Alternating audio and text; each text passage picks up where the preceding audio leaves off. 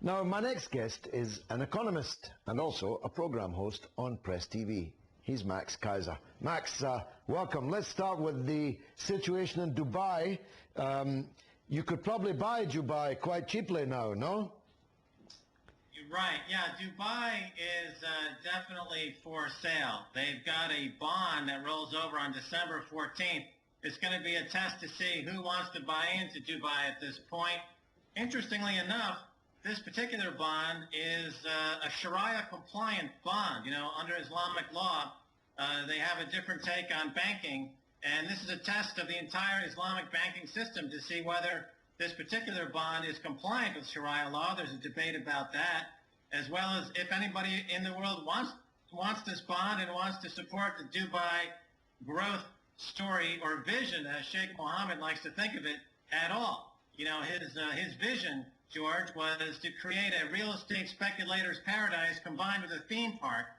And the point that I made on my show this week was that he could have saved everyone a lot of money. He could have simply bought Florida. He would have bought a real estate speculating paradise and a theme park and probably saved some money. And had some change. The last time, Max, the last time I was in Dubai, a taxi driver was telling me about a hadith about when the barefoot are building towers in the sky, the end of the world is nigh. The barefoot Bedouins of Dubai have built towers like no one else has ever built. And effectively, it's all gone bust. It was all a bad dream, no? Yes, I've been traveling to the region myself, and it's amazing if you look at pictures from 15 years ago compared to today what's going on. But all of that building, all of the construction cranes that we've seen on the skyline, that was all based on borrowed money.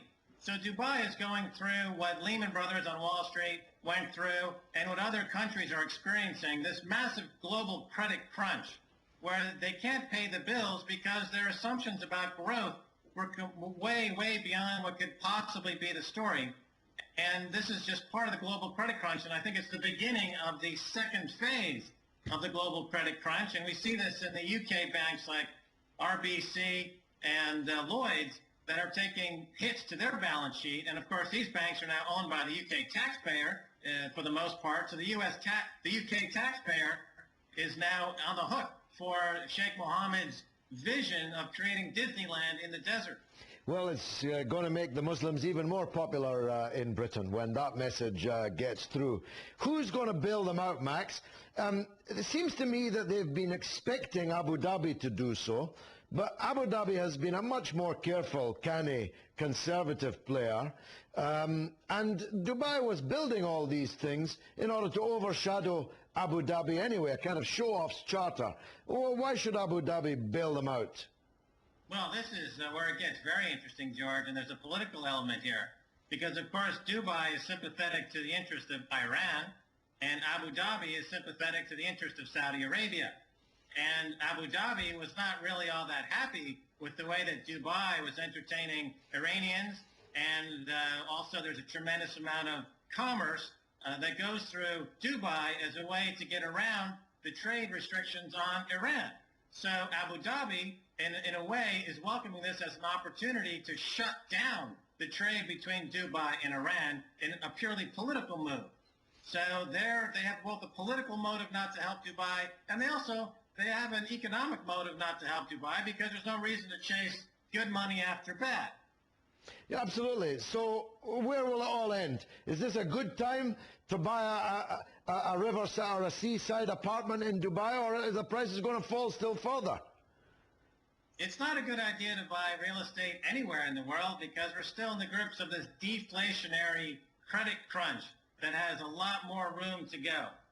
And I think that what we see happening with the central bankers around the world especially is that they see that these fiat currency regimes are collapsing and they're buying gold. And you see the price of gold is reflecting this. And there's still talk about some kind of new currency in the Middle East that would challenge the U.S. dollar for global hegemony. And that new currency would be backed in part by gold. And so countries around the world are buying gold. And I think the Middle East is going to take another look at pulling out of their dollar peg and moving into a gold-backed currency. So in a word, Max, Dubai, is it going bust or will it be saved? It could be goodbye Dubai in a lot of ways. And economically speaking, I think that they've had their wings clipped. Politically, they're being shut down in a dramatic way. And this is part and parcel of this global credit crunch, which is also, think about this, George, that one of the things that Abu Dhabi is relying on going forward to finance themselves in the region, of course, are their oil reserves. But my sources in Saudi Arabia tell me that the Ghawar oil field for the past 3 years has shown 10% production declines. That's on top of the production declines in Kuwait and the production declines in the Cantarell field in Mexico. So the world has hit peak oil. And what is the Middle East going to be like without cheap oil? And of course, this is another part of the story. Max, you've explained it better than anyone else could. Thanks a lot, Max Keiser, the economist and Press TV guru